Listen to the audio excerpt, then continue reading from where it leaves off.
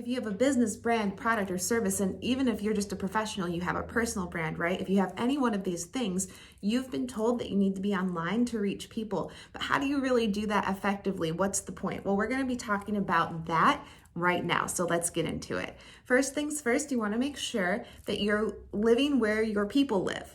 So not geographically, like if you live in Iowa, you aren't just gonna reach Iowans. You wanna make sure that the platform that you're using, like an Instagram, a Facebook, Twitter, whatever, TikTok, that your people are living on that platform. Otherwise, you're gonna be missing out on the ones who really need you the most. So don't go to Twitter if you know that most of your ideal audience is on Instagram.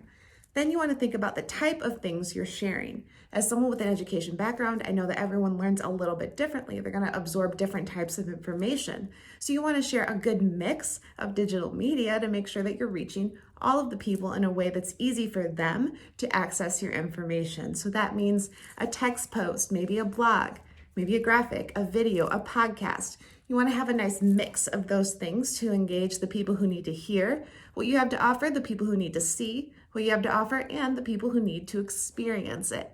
So ask yourself, do I have a good mix of digital media? Am I living where my people live? And then how can I better reach them? I hope this helps. And if you have any questions, drop them below. So if you're creating video for your brand, it should be clear, easy to see, and it should highlight your product, service, feature. It can also have that personal touch so you can be relatable. You don't have to be the perfectly polished professional in every single video. You can share a little bit of yourself as well as that thing that you're showcasing and highlighting through video. This will engage the people who want to see and hear. It's also just the best performing form of media on all channels in 2022.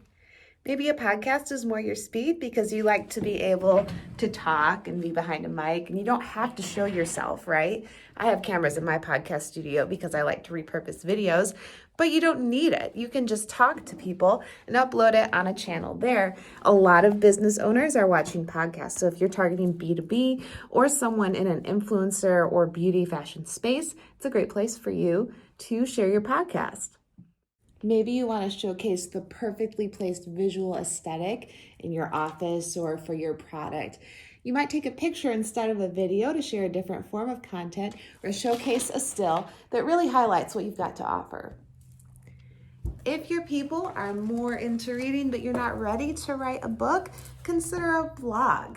It's a great way to share short form thoughts up to about 1,500 characters in a regular, easily accessible, consistent way. One day that blog could become a book. You never know. What about those beautifully designed graphics you paid for? They have a great part to play too. You can use them throughout your other forms of content to highlight specific ideas, thoughts, and quotes in the midst of all that other great mix of digital media. So what are you adding next to your content mix? Let me know.